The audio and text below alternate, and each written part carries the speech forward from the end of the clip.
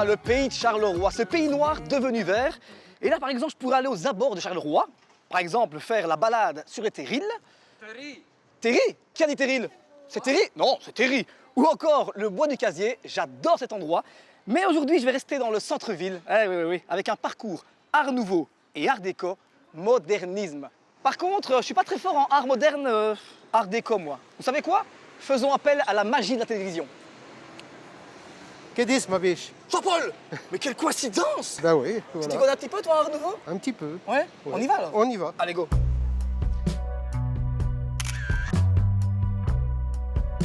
Ah, c'est quand même beau, hein, Charleroi, ici, hein, le Ah centre. oui, mais aujourd'hui tu es Carolo. Ah oui? Alors tu as un beau masque, mais tiens, en voici. Le même que le tien? Oui, Ça, c'est parfait. Je le mets de suite. On est quand même d'accord que Charleroi est une des plus vieilles villes de Belgique. ah non, c'est une des plus récentes. Quand on parle de Charleroi, c'est pas Charlemagne. Charleroi était au départ une forteresse qui a été créée en 1666. Il y avait deux forteresses qui existaient, c'était Mons et Namur, et il y avait un trou pour aller vers Bruxelles. Donc en 1666, on a décidé de créer une forteresse ici. J'ai vu ma ville comme je te vois. J'arrive à lire 1780. C'est une Oui. vieille bâtisse, ça? Tout à fait. C'est la maison du bailli qui était le dirigeant de la place forte. Une maison assez sévère pour de l'art moderne, non? C'est de l'architecture militaire. Même si je sais. C'est un vrai boulevard ici. Hein? Oui, tout à fait. Au 19e siècle, la bourgeoisie a voulu avoir des grands boulevards et ils ont utilisé les remparts qu'on a rasés, qui ne servaient plus. Ouais. Un peu comme le boulevard Haussmann. Hein, ça? Tout à fait, oui. Regardez-moi ça comme il se prend pour monsieur. Monsieur Oui. le King. Mais à Charleroi, on les appelle Totor et Tutur. Comment? Totor et Tutur. Du coup, ils pètent un peu leur... Alors là, j'ai envie de te dire art nouveau, non? Tout à fait, oui. Art nouveau. Mais on voit ici que le propriétaire a voulu montrer son standing. C'était un médecin qui s'appelait le docteur Bastin. On a un peu surchargé les décors avec des volutes, etc., On voit bien, hein. qui étaient caractéristiques de l'époque. Cette maison est asymétrique. D'un côté, nous, on a une architecture en arrondi et sur la gauche, l'architecture est carrée. L'intérieur de la maison des médecins est un véritable bijou. Les décorations intérieures de style art nouveau étaient conçues comme un ensemble où boiseries, portes, mobilier faisaient partie intégrante de l'architecture. L'édifice trouvera bientôt un nouveau souffle comme espace culturel et chambre d'hôtes. Alors là, on est sur un style de maison beaucoup plus coloré, hein? Tout à fait, oui. Avec de la peinture au mur en plus. Ah non, ce n'est pas une peinture, c'est une sgraffite. Un sgraffite. Oui, ça vient de l'italien qui signifie gratter. Il y a plusieurs couches d'enduit successives. Et puis après, à la fin, on vient mettre un calque picoté, comme à l'école maternelle. Avec comme ma fille fait encore. Hein? Oui, voilà. Et alors on tapote avec une marotte remplie de poudre colorante. Et puis après, on peut faire le décor.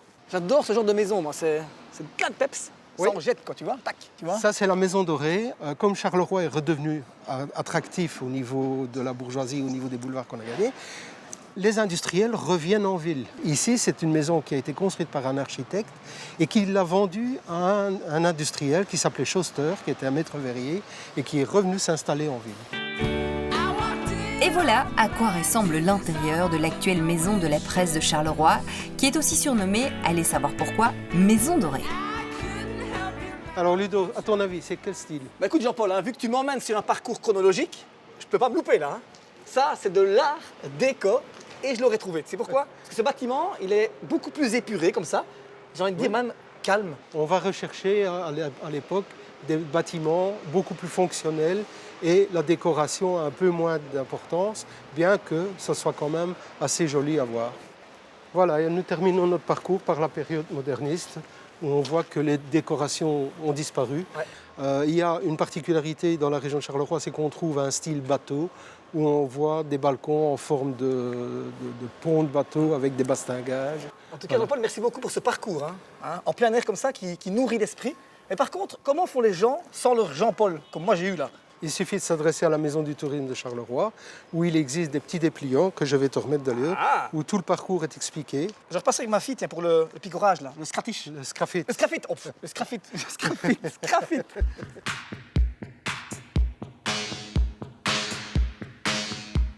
Bon, il me reste un petit peu de temps, juste ce qu'il faut pour découvrir un petit musée. Enfin, petit.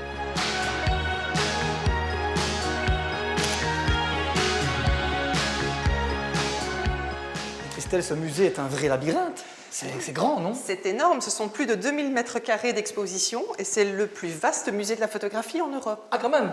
Eh oui. Bon, dis-moi un peu, allez, en 3 raisons, pourquoi les gens doivent venir absolument ici. 3 raisons. Première, parce que nous avons une collection permanente qui présente toute l'histoire de la photographie et que nous sommes quasiment les seuls à le faire en Europe. D'accord. Deuxième raison? Deuxième raison, parce que nous avons le parcours découverte qui est ouvert aux familles, là où les enfants peuvent découvrir ce qu'est la photographie. Donc famille, check. Avec plein d'activités ludiques. D'accord. Et la troisième raison, ce sont les expositions temporaires, puisque tous les 4 mois, nous présentons 5 nouvelles expositions et qu'on peut voir tout ce que la photographie a comme richesse à offrir. Donc les gens viennent et reviennent. Mais je vais te dire, Christelle, moi je suis fan de photos. Par contre, il y a quelque chose que je ne comprends pas. Quand tu dis aux gens musée des beaux-arts, tout le monde, hop, veut y aller. Tu dis musée de la photographie, alors là c'est un peu plus... il faut les pousser, quoi. Et pourtant, c'est vraiment paradoxal parce qu'en fait, les images, elles sont partout autour de nous, elles nous racontent le monde, et donc nous, c'est ce que nous essayons de présenter dans le musée, c'est le monde finalement. Une image vaut mieux qu'un long discours. C'est exactement ça.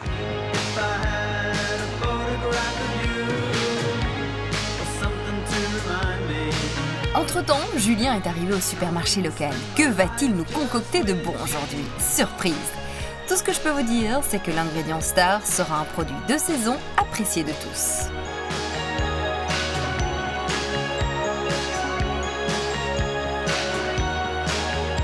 Bon, alors juste avant l'été, et pour terminer en beauté cette saison des asperges blanches, j'ai envie de faire quelque chose de très particulier.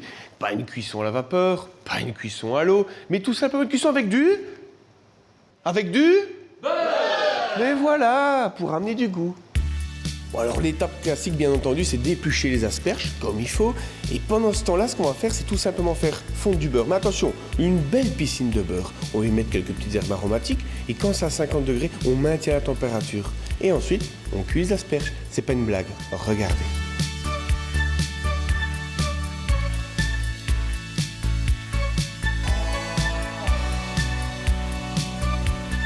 Et voilà ma petite piscine d'asperges cuites dans le beurre aromatisé aux herbes. Bref, Benoît, tu te reconnaîtras? Merci encore 1000 fois. Ça va être délicieux. Il faut savoir qu'on peut manger éventuellement ça comme ça. Mais bon, nous, on va pas faire comme ça. Non, on va amener de la fraîcheur, de la volaille qu'on va griller, mais auparavant, on va mariner. Regardez. Alors j'ai choisi la volaille parce que la volaille c'est quelque chose de populaire, que tout le monde aime. Cette viande blanche qui a du goût, du caractère, et en plus qui se cuisine de plein de façons. Et donc le fait ici de la couper en petits morceaux, ou en moyens, ou en grands, et de la faire mariner ensuite, et puis de la griller, c'est quelque chose de subtil, de délicat, et de combien goûtu. Bon alors ça va être peu commun, mais oui, je vais mettre du soleil dans mon assiette, un côté exotique dans mon assiette, avec tout simplement du citron confit. Oui. Et alors, de chez Langa, j'ai pris la fleur de sel au curcuma. Voilà, le soleil va être au rendez-vous. Et puis avec la volaille, ça va très bien.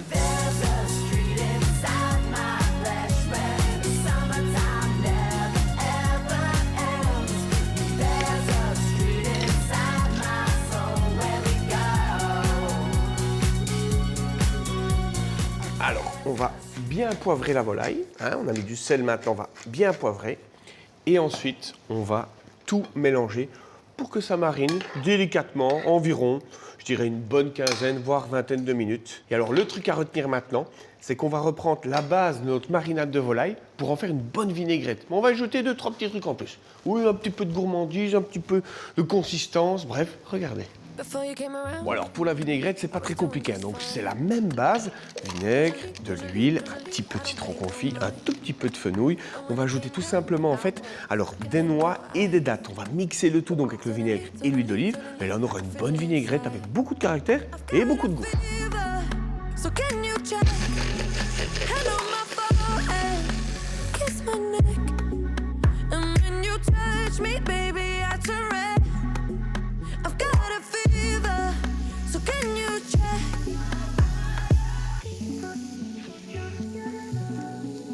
Peut-être qu'avec du temps, ça partira.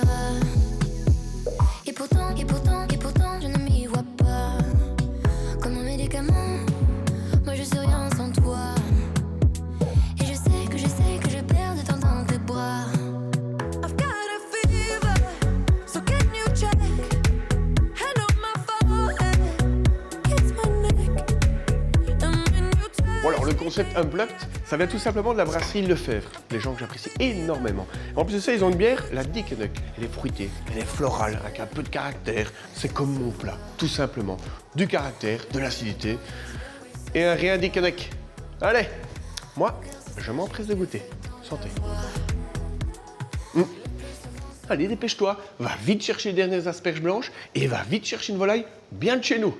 Et en attendant, n'oublie pas, la gourmandise n'est pas un défaut, mais un réel plaisir. Alors, fais-toi plaisir.